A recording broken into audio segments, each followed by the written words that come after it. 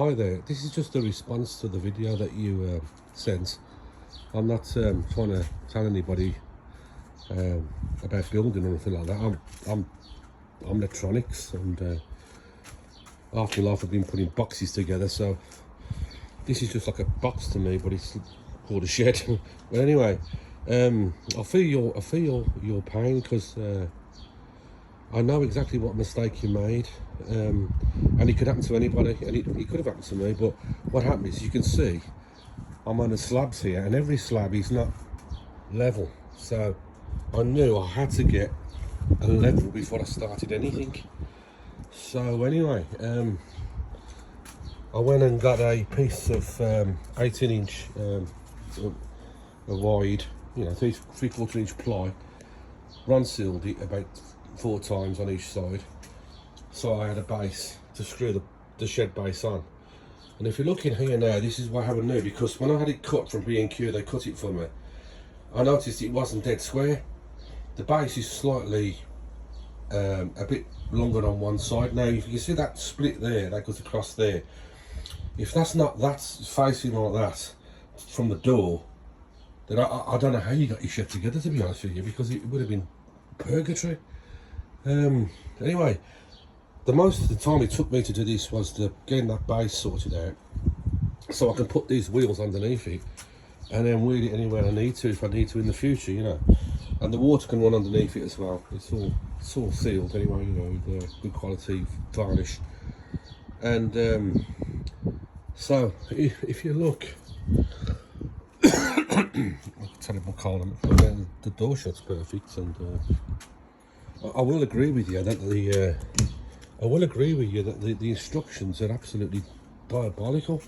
I've got them here, and anyway, I would never advise anybody to use one of them. Only if I got a long screw like that, yeah, and then as soon as you get towards the end, always use something like that, a screwdriver like that, so you can feel the torque in your hand, because you're talking plastic there, like a PVC type plastic, and you've only got one shot at that. I mean, so you've got to be really careful. That's all I can really say about it. I know it's a bit late now, but the only thing I can say, a bit of advice I can give you is, the mistake, that you made, you're gonna have to take it all apart again. That's going to be purgatory, I know. But this here, in the middle of this, what I did was, I don't know if you're familiar with I mean, everything lines up perfectly. This actually fell together. I didn't have to sort of stress anything or pull anything towards each other or whatever. It just, as soon as I had that base level, this shed fell together. It just perfect, and I knew that line had to be along that line had to be going that way, and I made sure that it even went towards me that side, even though I suppose you'd do the same things. I don't know, I'm no good with 3 dimensions, but that's the reason why I got this shed working. But that could happen to anybody, mate. What happened to you? The instructions are not really. I mean, I'll give it an instance. When you open the page, the first page, right, and it tells you what to do and what tools to use, and all that. And it comes to this part here. Just the first thing you do is screw that together. If you look at this, it just says front, and you'd hardly see that. I mean, my eyes are not the best. So it says front.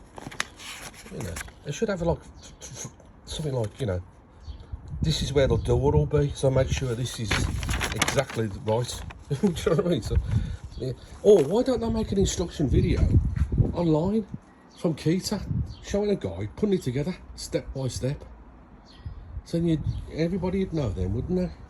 I don't know. Anyway, as I say, the hardest part was me getting that back. I knew I had to get that base right, and I got them weatherproof levelers there. Oh yeah, it's all about the polymorph. The polymorph is like a nylon plastic, and you can just heat it up with hot water or an air gun.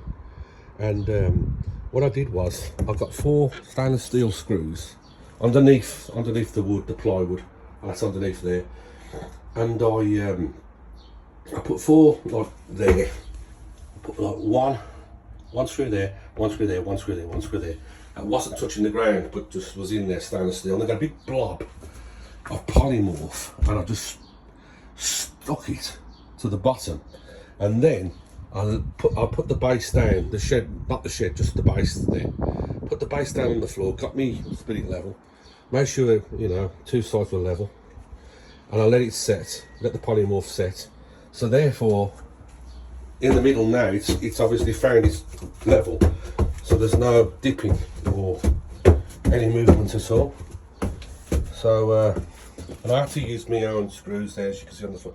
I use them all the way around with washers, and them are my own screws, them, because they don't come with it, believe it or not, they don't come with it. So, but that's I thought I might fall into trouble with them as well, being that they might get in the way of something, but they didn't. Anyway, that's as much as I can really fathom at the moment. They're a very delicate shed, but what you're doing is you're trading off a delicate thing for something that's not going to rot. I mean, you could have a real robust wooden shed sitting there and just watch it rot every year. I mean, you'd have to keep coming out painting it and varnishing it. Or wood outside is not very good, even though, as you can see, like, you know, I've stopped a lot of wood. I've done like that. I've used plastic sort of there, tiles there, get away from the wood. I mean, okay, that's wood, but that's rotting. But over here, you know, that was the same sort of thing. So that's like a guy gave me a load of scrap stuff, so I made the thing out of the plastic, because the way the weather is at the moment, the rain and anything anything wooden will rot. So anyway, I hope you enjoyed my old rant, mates, and I hope you try and get it sorted. But yeah, oh yeah, that's what I was going to say. Any problems, any holes or whatever, you can use that polymorph. It's like a nylon. It's quite easy to work with, and it's actually stronger than the product itself. So if you put this polymorph on anything you need to screw a screw into it, you're going to get something that's going to be even stronger than the stuff this shed's made out of. I've used it on everything, my cars and everything. My front of my Golf is held on by polymorph. So check it out. It's called polymorph. It's a good bit of stuff. It's not expensive, and it's reusable. You can use it again and again and again. Okay, see you. Catch us all later. I hope this helps people out there that's going to put one of these together. Ciao for now.